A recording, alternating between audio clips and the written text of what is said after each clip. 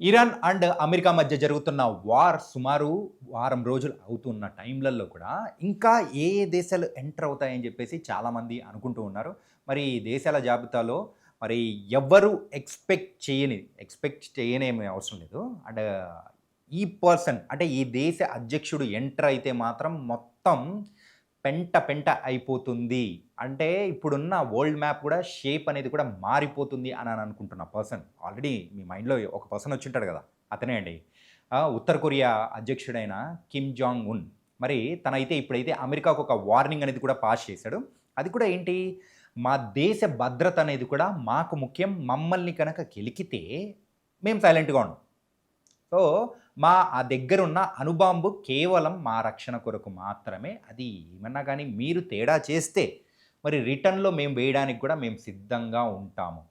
అని చెప్పేసి ఉత్తర కొరియా అధ్యక్షుడు కిమ్ జాంగ్ ఉన్ అనడం అనేది కూడా సో, ఇప్పుడు కొంచెం ప్రాధాన్యత అనేది కూడా సంతరించుకుంటున్నాయి. అండ్ మనకు ప్రీవియస్‌గా కూడా తెలుసు.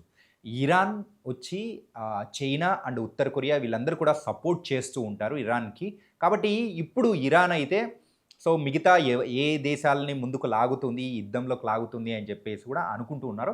ఎక్కడైతే యూఎస్ బేస్ మరైతే ఉంటాయో, ఆయా దేశాల మీద కూడా ఆల్రెడీ దాడి అనేది కూడా మొదలుపెట్టేసింది. మరి ఈ యుద్ధం స్టార్ట్ అయ్యి సుమారు వారం రోజులు అవుతున్న టైంలలో కూడా ఇంకా ఏ ఏ దేశాలు పార్టిసిపేట్ చేస్తాయి. ఇది ఇప్పటివరకైతే ఉన్న సిట్యుయేషన్స్‌లో అయితే హాఫ్ వరల్డ్ వార్. సో, ఇందులో నాటో దేశాలు గనక పాల్గొంటే మాత్రం ఖచ్చితంగా ఇది వరల్డ్ వార్ 3కి దారి తీసే అవకాశం మాత్రం ఖచ్చితంగా ఉంటది. కాబట్టి ఇలాంటి సమయంలో కిమ్ వచ్చాడంటే మాత్రం ఖచ్చితంగా అందరూ అనుకున్నట్టే మరి అణుబాంబ్ ఎవరి మీదేస్తాడో, ఎప్పుడేస్తాడో, ఎక్కడేస్తాడో ఇలాంటి సిట్యుయేషన్స్ అనేది కూడా వస్తుంటాయి. కానీ మరి సోషల్ మీడియాలో అయితే మనము కిమ్ మీదైతే కొన్ని కొన్ని మీమ్స్ అనేది కూడా చూస్తున్నాము. సో, మీరందరూ ఆడుకుంటున్నారు. మరి నన్ను ఎంటర్ కానివ్వరా అని ఇలాంటి మీమ్స్ అనేది కూడా మనం చూస్తున్నాం. కానీ రియల్‌గా ఒక్కసారి మరి కిమ్ లాంటి పర్సన్ మరి ఈ యుద్ధంలోకి ఎంటర్ అయితే మాత్రం సో ఖచ్చితంగా పరిస్థితులు వేరుగా ఉంటాయి. అండ్ డైరెక్ట్‌గా అమెరికాకే వార్నింగ్ అనేది కూడా ఇస్తున్నాడు. ట్రంప్‌కే వార్నింగ్ అనేది కూడా పాస్ చేస్తూ ఉన్నాడు. ఆల్రెడీ మనం రీసెంట్‌గా మనం చూసాం. ఈ వార్ స్టార్ట్ అయిన టైంలలో కూడా మా దేశ పౌరులు వాళ్ళ భద్రతకి ఏదైనా ప్రాబ్లమ్ వచ్చింది అంటే మాత్రం మేము యుద్ధంలోకి ఎంటర్ అవుతాము అని చెప్పేసి. ఇలాంటి సిట్యుయేషన్స్‌లో మరి కిమ్ మరి ఏం చేస్తాడు, ఏంటి అనేది కూడా అందరూ ఆసక్తిగా చూస్తూ ఉన్నారు. అండ్ కాపోతే ఇప్పటివరకైతే చైనా అండ్ భారత్, రష్యా ఈ దేశాలు ఏదైతే టాప్ 5లో ఉన్న దేశాలు మాత్రం సో, ఈ యుద్ధం మీద రెస్పాండ్ అవ్వడం కానీ, దానికి సంబంధించి ఒక స్టేట్మెంట్ ఇవ్వడాలు కానీ మాత్రం ఏం చేయలేదు. మరి ఇలాగే కొనసాగిందంటే మాత్రం మరి దేశ ట్రేడింగ్ విషయంలో అయినా కానీ ఆల్రెడీ సో, వాళ్ళ దేశ సమగ్రత విషయంలో అయినా కానీ వేరే దేశాలు ఎంటర్ అయినా ఆశ్చర్యపోవాల్సిన అవసరం లేదు. అండ్ ఇప్పుడు ఇన్ని రోజులు జరుగుతున్న యుద్ధం విషయంలో మాత్రం ఆల్రెడీ ఇరాన్ కూడా మరి అంటే అమెరికాకైనా కానీ అండ్ మిగతా ఇస్లామిక్ దేశాలకైనా కానీ ధీటుగా నిలబడి వాళ్ళకైతే అంటే డ్రోన్‌లతో దాడి చేయడం చూస్తున్నాము. కొన్ని మిసైల్స్ అనేది కూడా వాళ్ళు దాడి అనేది కూడా చేస్తున్నారు. ఎక్కువగా డ్రోన్‌కి సంబంధించిన మరి ఆ మిసైల్స్ అనేది కూడా మనం చూస్తున్నాము. డ్రోన్స్ ద్వారా కూడా ఆల్రెడీ బుర్జ్ ఖలీఫ్ మీదకైనా గానీ అండ్ దుబాయ్‌లో ఉండే వేరే వేరే ప్లేసెస్ అండ్ హోటల్స్ మీద కూడా దాడి చేయడం మనం ఆల్రెడీ గమనిస్తున్నాం. కానీ ఇలాంటి సిట్యుయేషన్స్ ఒకవేళ కొనసాగింది అంటే మరి మన పరిస్థితి ఏమవుతుంది అని మనకు కూడా క్వెషన్ మార్క్ వస్తూ ఉంటుంది కదా! అంటే మనకేముంది భయ్యా ఆల్రెడీ మన దేశం యుద్ధంలో పాల్గొనట్లేదు. మనకేమవుతుంది అని చెప్పేసి అనుకుంటూ ఉంటారు. కానీ ఇక్కడే మనం ఆలోచించాల్సింది ఏందంటే జియోపొలిటికల్‌గా చాలా డిఫరెన్సెస్ అనేది కూడా ఉంటాయి. అంటే వేరే దేశంలో ఏదైనా జరిగితే మన మీద ఇంపాక్ట్ ఎలా ఉంటుందో ఒకసారి చెప్తాను చూడండి.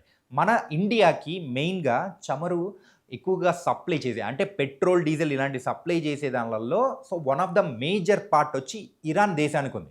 కాబట్టి ఇప్పుడు ఇరాన్ ఆల్రెడీ వార్‌లో ఉన్న టైంలో మనకు అక్కడి నుంచి వచ్చే ఎక్స్‌పోర్ట్స్ మరి ఆగిపోయాయనుకోండి. ఎక్స్‌పోర్ట్స్ గాని, ఇంపోర్ట్స్ గాని ఆగిపోయాయనుకోండి. అప్పుడు పరిస్థితి ఏంటి? సో, దాని పరంగా ఖచ్చితంగా మనకిక్కడైతే రేట్స్ పెరిగే అవకాశం కూడా ఉంటుంది. కానీ దానికి సంబంధించి అయితే మన ఇండియన్ గవర్నమెంట్ సుమారు 80 రోజుల వరకు మనకేం ఇబ్బంది లేదు. మరి అన్ని రోజులు కొనసాగినా కానీ సో, మనకు కావాల్సినంత స్టాక్ అయితే మన దగ్గర ఉంది అని చెప్పేసి కూడా అంటూ ఉన్నారు. ఇంకా చెప్పాలంటే ఎక్స్‌పోర్ట్స్ ఏదైతే ఉంటాయో ఆల్రెడీ మన ఇండియాలో సో, వేరే దేశం నుంచి అంటే మన ఇరాన్ నుంచైనా, రష్యా నుంచైనా తీసుకొనొచ్చిన చమురుని ఇక్కడ సో, రిఫైన్ చేసి వేరే దేశాలకు మనం అమ్ముతూ ఉంటాం. ట్రేడ్ చేస్తూ ఉంటాం. ఇలాంటి ట్రేడింగ్ విషయాన్ని కూడా ఆపుతున్నామని చెప్పేసి ఆల్రెడీ ఇండియన్ గవర్నమెంట్ అనేది కూడా చెప్పింది. ఎందుకంటే సో ఫస్ట్ ఆ ఎక్స్‌పోర్ట్స్ ఆపేస్తే ఇక్కడ యుద్ధం ఎన్ని రోజులు జరుగుతుందో లేదో మనకు తెలీదు. కానీ అన్ని రోజులకు తగ్గట్టు సో మన దేశంలో ఉన్న రేట్స్ అనేది కూడా కంట్రోల్ చేయాలంటే ఫస్ట్ ఎక్స్‌పోర్ట్స్ ఆపామంటే మన అవసరాలకు తగ్గట్టు మనం చూసుకోవచ్చు అని చెప్పేసి కూడా అంటున్నారు. ఇంకా మనం ఇంట్లో వాడే ఎల్‌పీజీ గ్యాస్ సిలిండర్ ఉంటుంది చూసారా? సో అన్నిటికంటే ఫస్ట్ దాని మీదే ఇంపాక్ట్ పడే అవకాశాలు ఉంటుంది. అండ్ ఈ యుద్ధం కొనసాగుతూ వెళ్తుందంటే మాత్రం ఎల్‌పీజీ గ్యాస్ సిలిండర్ కాస్ట్ ఖచ్చితంగా పెరుగుతుంది. అది ఇది డీజిల్, పెట్రోల్‌తో కంపేర్ చేసుకుంటే ఎల్‌పీజీ అన్నిటికంటే మరి ముందుకి అంటే రేట్లు పెరిగే అవకాశం కూడా లేకపోలేదు. అండ్ ఈ అన్ని విషయాల్లో కూడా సో ఈ డే 7లో మాత్రం యుద్ధం విషయాలైతే బోలెడన్ని కూడా ఉన్నాయి. ఆల్రెడీ ఇరాన్ అయితే తన అటాక్ అనేది కూడా కొనసాగుతూ ఉంది. అండ్ అక్కడ అధ్యక్షుడిగా కొత్త పర్సన్ అనేది కూడా ఎన్నుకున్న తర్వాత మరి అమెరికా కూడా సో నెక్స్ట్ ఏం చేద్దాము, ఇజ్రాయెల్‌తో తన పావులైతే కదపడానికైతే ముందుకు వెళ్తూ ఉంది.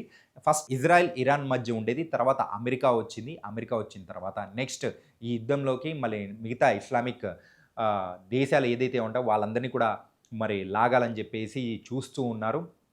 ఎక్కడైతే యుఎస్ బేస్‌కి సంబంధించి మరి ఏ దేశాలైతే వాళ్ళు ప్లేస్ ఇచ్చారో మరి వాటి మీద కూడా ఇరాన్ చాలా ధీటుగా దాడి అనేది కూడా చేస్తూ ఉంది.